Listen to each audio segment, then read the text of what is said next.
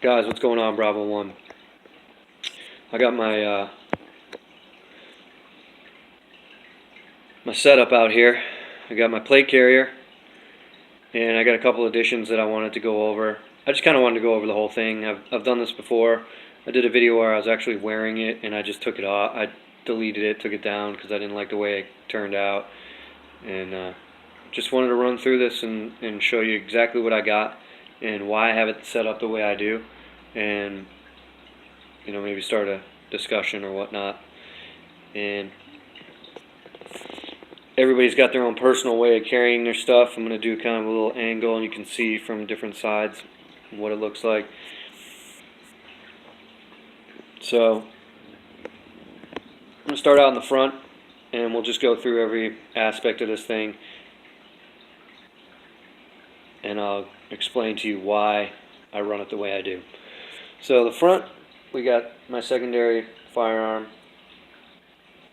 would be my XD9 Springfield subcompact. I love it. And I have the Blackhawk Serpa holster holding it, and that is attached to the MOLLE with the Blackhawk MOLLE mount there. That thing is awesome. That's probably one of the coolest things I bought in the recent years, and I just love it. You can configure it however you want. I put it here like that. But this thing's so solid, man. These MOLLE grips, they're so awesome. It was such a great design.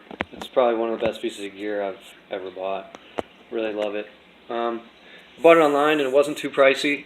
If you do your research and you look online and try and find, sometimes their holsters are pretty pricey. I don't remember exactly what I bought this one for. Wasn't too bad. The mount itself, I think I paid, and it was brand new in the box. I think I paid $15, maybe $10 for it, maybe. So you can get them for a really good deal, and obviously they can configure to whatever holster your gun is and make it work. So anyways, moving on down to the magazines. These mag pouches, pretty awesome. They're really easily accessible. I believe they are Fox Tactical, and they make some pretty good stuff. They're real durable, and the space that you have in here, I could actually probably fit another magazine in between here on this back side and still be able to manipulate it and do what I got to do. But I run a 30 round in front, 30 round in front, 40 and 40. I love these 40 round magazines. These are Pro Mags. These are Tapco. I love Tapco. I've used a lot of their stuff in the past. They're great. They're durable. I've never had a malfunction with either one of these magazines in the firearm, and love them all. They're awesome. The reason I run these mags, you see I've got them like horned out kind of in the opposite directions. I run it like that because you can see they don't like to really, the flaps don't really like to go down. They do go down, you can reach the buttons and everything, so I'm cool with that. But they don't really like to go down in a really neat looking fashion, so that's about as asymmetric as I could get it to make it look normal. But in the end, I don't give a shit about how it looks. It's really about functionality, and that thing functions really well, and I'm able to manipulate it real easily. Moving on, this is mounted to the side plate here. This is a shotgun round holder, and it holds a lot of shells, 25, and I'll show you exactly how it works.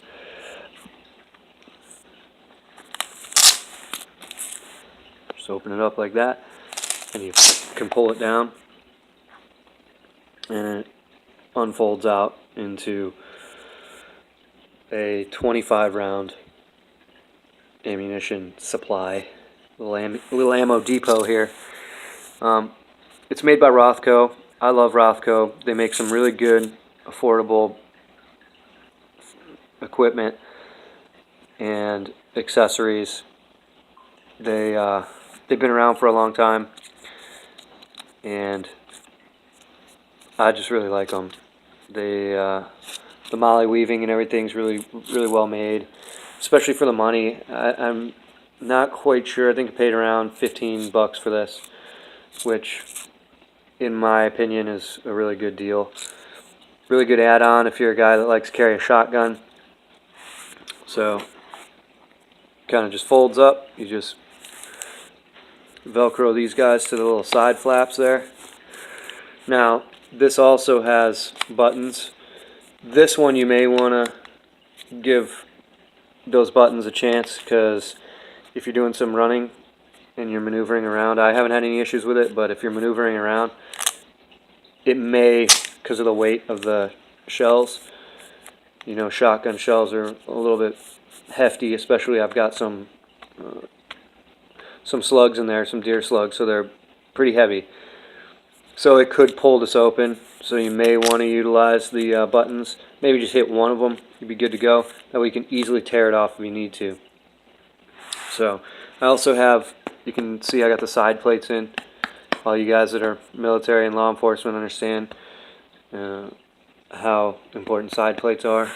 I always have my side plates in, even though I'm running soft armor in the front and the back. That's just a tip. I don't know, you can carry however you want. You can wear whatever you want. That's just me. So, again, all personal preference. And I'm going to do a little rundown of the front here in terms of why I ran it the way I did. So, I don't know if you've ever worn a chest rig like this before with your pistol on your chest. It's really easy to get to. It also takes away from having something like a drop leg holster, and when you're running, it just gets in the way. This thing does not move, and it just doesn't get in the way. It's just in the perfect spot. So that's why I have that pistol the way I do. In terms of magazines, some people will say, oh, you know, not enough ammo, not enough this, not enough that, whatever. You know, I'm not the type of person who runs around with a million magazines like all around their whole body, and you know, it just, to me, is weight reduction goes a long way. If I can maneuver real easily and you know, be able to be dynamic, that's really my goal in the end. Because the more magazines, the more ammo you put on yourself. I don't know if for all the military and law enforcement guys that actually run these types of setups all the time, and any of you guys who train like that, you'll start to notice that you want to control the weight of your rig, because if you're going to be slow and, you know, sluggish, you're going to get yourself killed that way. If you can't run across or get up fast enough to get to, you know, cover or concealment, you know, you jump down on the ground and you can't get up quickly because you got 1,000,000 pounds of ammunition strapped to your chest. It could become a big deal. So I carry those 4 mags. It's plenty of ammo for really any kind of scenario. And if I got to load up, I got hopefully my backpack nearby or a partner nearby to reload me up. So I'm also carrying these shotgun rounds here. So there's really no need for me to carry so many more magazines. These shotgun rounds are heavy as can be, as is.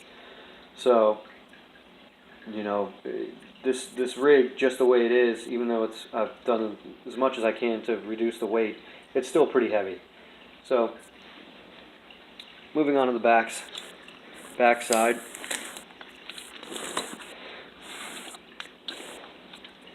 And this is something that added some weight to it, and I decided, you know, I made a decision to mount this on here, and I've kind of run with it a couple times and done some maneuvers with it a couple times and tried to see, does it get in the way? It really doesn't. It's actually in a pretty good spot, to be honest. It's pretty functional. I was actually really surprised. I thought it was going to be too much and get in my way, and it really doesn't. So I'll kind of give you a little bit of an angle to show you kind of how far it comes out. You know, it jumps out a little bit, you know, a couple inches from the back, maybe about 4 or 5 inches. And so you do have to kind of keep that in mind, coming around a corner or whatnot, clearing buildings. Anyways, the shotgun itself, I mean, it's heavy, so that's another added weight to the vest itself. And if I run my plate carriers in there, this thing's going to become a brick, you know. It really will. And I may have to, if I run my plate carriers in there, I will probably take the weaving off of this and just carry it as a, this thing does have a sling for it, which I thought about maybe just doing anyway, but the MOLLE weave keeps it real tight to the body and doesn't move. The sling does not. It allows it to move, and I don't like that. So anyway, the way I've got it positioned is just about midway on my head, just maybe a little bit over, and I can just reach up and grab this thing right by its handle. Just kind of with my fingers reach under, grab it, and then pull it out. It's really accessible. It's really easy to get to. It's really for door breaching, and that's why I have that shotgun, is to breach doors, and also for CQB. So generally, I would just take my my rifle and just hold it close to the body, or you know, keep it out of the way, and maybe run with the shotgun while I'm clearing buildings. And so that's really it. I mean, really, one of the conversations that I wanted to start on this was, you know, the reason I have it set up like that is to, and why I did this video, is because of my role in my quote-unquote group. If you got like a group of people that you've got like a plan with, you know, and you know, say for instance, me and Kilo 1, we have we keep ourselves in our own minds to a specific plan. I think kind of we're on the same page without even communicating very much now, but because we both know where we stand in terms of how we have our stuff set up. And really communicating with the other guys in your group is the key. You know, this is just an added tool to the tool chest. And I felt that it was necessary to add that on there because, you know, hey, look, you're running around, you're clearing buildings, you're going through it, and you get up to a door, and you could spend 10 minutes kicking the door, trying to get through a deadbolt, or you can just push this thing up against it and blast it off. You know, you're in there in seconds. So that was really the reason I decided that this was the good outweighs the bad on this. So I just kind of did a little thought in my mind as to what good could come from it and what bad. You know, yes, it adds a lot of weight to it. My setup's heavy, but I think the importance of it in the long run will pay off should I ever need to go to it. So that's really it, man. I just wanted to show you guys this and why I run the way I do. And I think everybody's got their own personal opinions, and that's what makes, I guess, this kind of hobby so great, is that there's a million different things out there, and you know, a million different accessories and thousands of different pieces of gear and equipment you can get, and we all kind of put it together the way we want to. It's what I really like about this. So that's how I did it. And thanks for watching, and I hope you enjoyed the video. Sorry it was all wobbly and all over the place, but fuck you.